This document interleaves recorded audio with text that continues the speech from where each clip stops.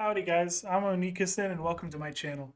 I'm new here, which means you are new here, which means you probably aren't subscribed yet. But don't do it yet, not until after you've seen my content and enjoyed it, I hope. That being said, let's get into today's video.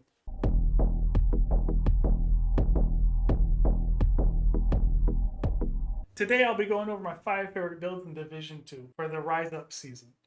Now, these aren't those beautiful meta builds. However, they work, as I personally use these in legendary content and above.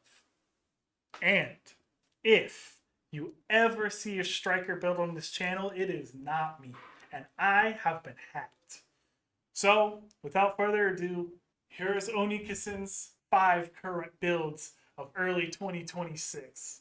So for my first build, I'm going to show my sniper setup, which I really enjoy this build because it's consistent. When I designed this, I was going for just optimal damage per shot without stacks, right? I want to be able to just aim down the sights, shoot, and not have to think about, oh, did I do my quick swap to add on extra damage? It just goes out of the box, straight to the point. Of course, we're not without our Headhunter, Habsburg guard chest. Mine isn't even a perfect god roll, but this build with the full Headhunter usually hits around 53 to 55 million if I am aiming at the right target, of course, when using Shroud.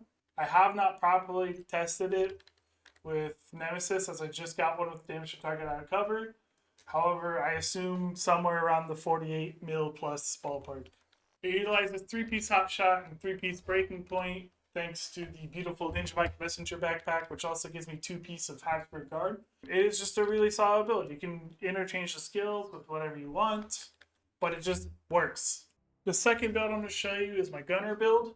I really enjoy this build a lot. I use this probably every single time I log in. This was my main build for quite some time. So obviously, we're going to be using the Bullet King, because why not? I really enjoyed the gun, and so I wanted to make a build that made it viable for my endgame content. We're going to be using 4-piece tipping scales, both backpack and chest. This is really crucial to the build. I don't know how much I can stress that enough. If I had the knee pads, I would be adding the Turmoil knee pads to this build and replacing the Contractor's gloves. However, until those make a comeback, I'll be keep using the Contractor's gloves. I also use the Salvo holster for the extra rate of fire and the Bullet King. I find that it really beefs the gun up a bit and really helps with the quick suppression. I use Pulse and Revive Hive, but you can kind of interchange skills on this setup. However, I really recommend this, especially if you already know the spawns, as I have spawn trapped many enemies with this build. And for the third build, we have my Refactor build. I will usually swap out the chest with the Refactor chest properly if I need the extra heals. However, usually when I run solo, this is what I run.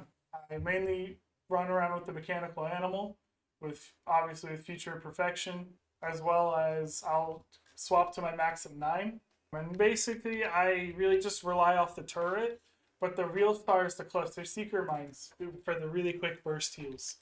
And so I run Caesar's Guard with 30 perfectly skilled, and I run Battery Pack with perfectly calculated. And just simple 4-piece Refactor with 1 core being armor because I have Technician, and that's it. Very easy build. It gets the job done, it just doesn't get the job done fast. However, if you need something to get through content reliably with, I cannot stress this build enough, especially if you want to run something more support-based. The Cluster Mine also will pull enemies out of cover, so I really enjoy it, especially when I have a teammate who's using an LMG, for example. For the fourth build, we got the Gunslinger build. We're on the Sharpshooter tree. We got the Virginian, the Boomstick, the Regulus, and it doesn't really matter for your weapons as long as you have an 1886 and a Regulus for the Spirit. Now, I utilize the Punch Drunk, Habsburg guard chest with Headhunter, and 3-piece Imminence armaments for that pistol damage.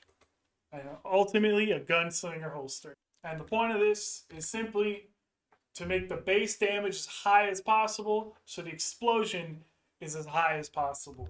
Because Headhunter is already going to get you enough to one-tap enemies. Now you're just going to make the explosion stronger. And this is the way to do it. I like to run EMP, because we don't need no City Slicker technology up in here.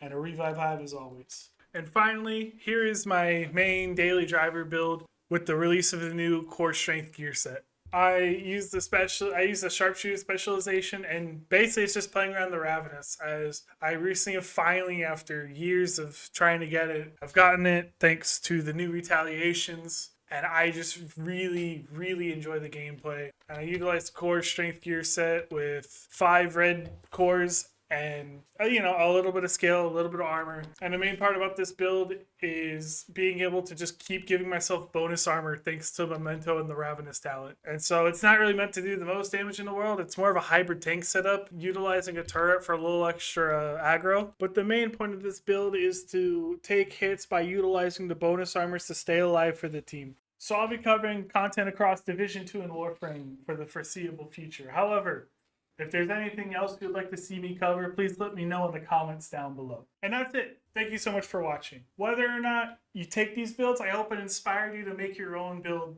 that just prioritizes fun. Please consider liking and subscribing and clicking the bell icon so you know when I post next. Have a wonderful day. See you next time. Subscribe!